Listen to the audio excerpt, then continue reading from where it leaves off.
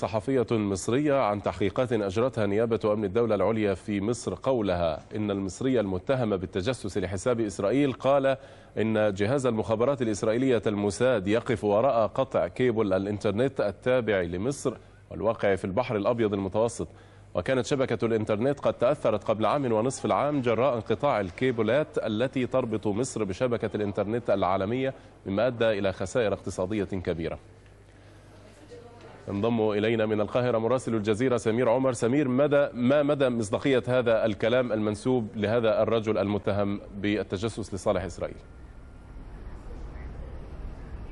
محمود، يبدو أن هناك صدق في هذه الأقوال، وبخاصة إذا وضعت هذه المعلومات إلى جانب معلومات أخرى كشفت عنها التحقيقات التي أجريت مع هذا المتهم ومع المتهمين في قضية تجسس أخرى في قطاع الاتصالات. كان قطاع الاتصالات المصري كان هدفا للموساد الإسرائيلي على ما يبدو خلال الأعوام الأربعة الأخيرة، ومن ثم لا يمكن النظر إلى أي خلل أو أي معلومات سربت عبر قطاع الاتصالات في مصر، سواء عبر الهاتف المحمول أو عبر وسائل الاتصال الإلكتروني والإنترنت، إلا في ضوء الصياغة التجسسية التي صاغها جهاز الموساد مع عملائه في مصر وفي سوريا. لكن الأخطر في هذه القضية وما سينتج عنها من تحقيقات وما سيعلن عنها من تسريبات في المستقبل هو الجزء المتعلق بالتسريبات الخاصة بالسوريين واللبنانيين التي قام بها هذا الجاسوس المصري الذي تعرف على عملائه للموساد في سوريا. في ذات التحقيقات ورد أيضا على لسان هذا المتهم المصري أنه أمد جهاز الموساد الإسرائيلي بمعلومات سربت عن طريق أحد عملاء الموساد في سوريا، وهو ما يتعلق بمشروعات نووية سورية قبل أن تضرب الحربية الإسرائيلية المواقع السورية في دير الزور، وهو ما يؤكد أن كان هناك حجم كبير من المعلومات سربت عن طريق هذه الشبكة. أيضا إلى جانب ذلك كثير من المعلومات نقلت عبر شخصيات مصرية رفيعة المستوى تم تسجيل مكالماتها الهاتفية ونقلت إلى جهاز الموساد، ما أثر سلبا على العديد من العلاقات المصرية بالعديد من الدول، سواء في سوريا ولبنان أو حتى في الجزء المتعلق بتسريبات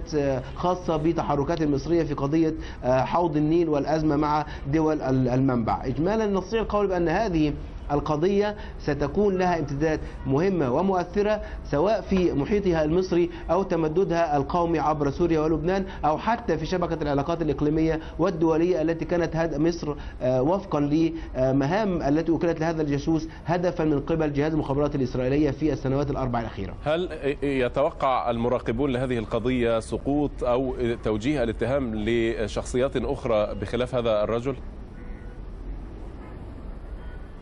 في هذه النقطة بالتحديد محمود، قيل أن السفير الإسرائيلي الحالي إسحاق ليفانون ربما طالته أيادي الاتهام، وهو السبب الذي دفعه إلى مغادرة القاهرة فور الإعلان عن هذه القضية. ولكن الحكومة الإسرائيلية عبر الإذاعة الإسرائيلية أصدرت نفيا تبرئ فيه إسحاق ليفانون الذي غادر القاهرة دون إبداء أسباب، وقالت أنه غادر إلى تل أبيب فقط لأخذ راحة واستجمام. ربما من المؤكد أنها ستطال عدد من الرموز سواء كانوا في الجهاز الموساد أو المسؤولين الإسرائيليين، وبخاصة أن للسفير الإسرائيلي في مصر إسحاق ليفانون تاريخ عريض في التجسس، هو وأمه التي تورطت في قضية تجسس من قبل في لبنان وخرجت في عملية تبادل الأسرى عام 1967. وإذا في هذا المشهد ليس بعيدا إذا ما أعلن أثناء المحاكمة أو في استمرار الكشف عما تضمنته التحقيقات مع المتهمين الرئيسيين في هذه القضية عن تورط عدد من سواء المسؤولين الإسرائيليين أو الدبلوماسيين ورجال المخابرات أو رجال السياسة التابعين أو الذين يعملون مع المخابرات الإسرائيلية الموساد في مصر، وأيضا في ربما في الصين وفي تايلاند أو في لندن التي كانت مسرحا للقاءات ما بين هذا الجاسوس وعملاء الموساد الإسرائيليين قبل نحو 4 سنوات. سمير عمر من القاهرة، شكرا جزيلا لك.